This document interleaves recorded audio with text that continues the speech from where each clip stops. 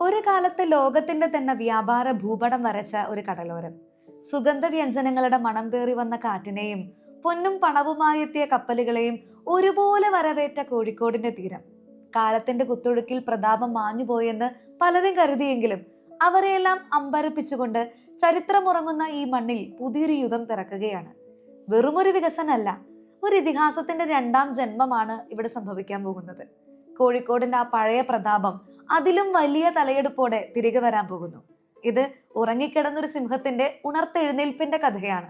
കഥയിലേക്ക് കടക്കും മുമ്പ് ഈ ചാനൽ ആദ്യമായാണ് നിങ്ങൾ കാണുന്നതെങ്കിൽ തീർച്ചയായും ചാനൽ സബ്സ്ക്രൈബ് ചെയ്യുക, ബെല്ലൈക്കൺ എനേബിൾ ചെയ്യുക.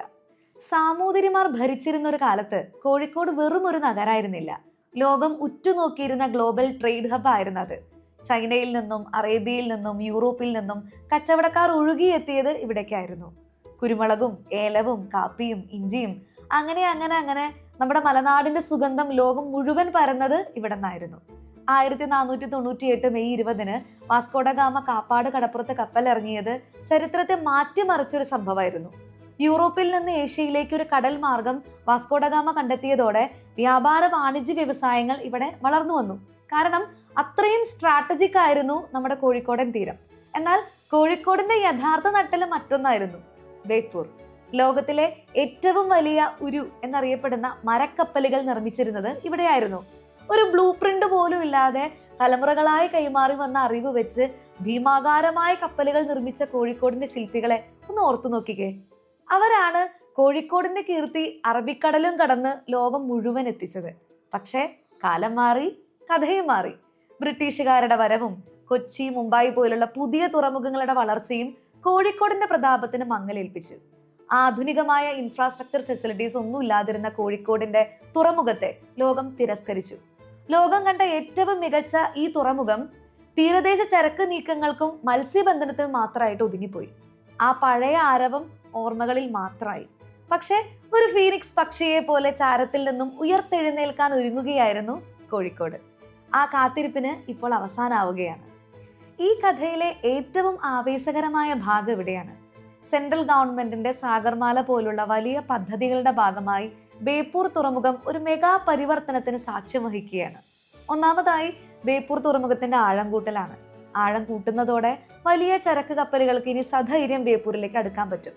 ഇങ്ങനെ അടുക്കുന്ന ചരക്ക് കപ്പലുകൾക്ക് സുരക്ഷിതമായിട്ട് നങ്കൂരിടാനും ചരക്കിറക്കാനും ഒന്നിൽ കൂടുതൽ പുതിയ ബെർത്തുകളും ജെട്ടികളും നിർമ്മിക്കുകയാണ്.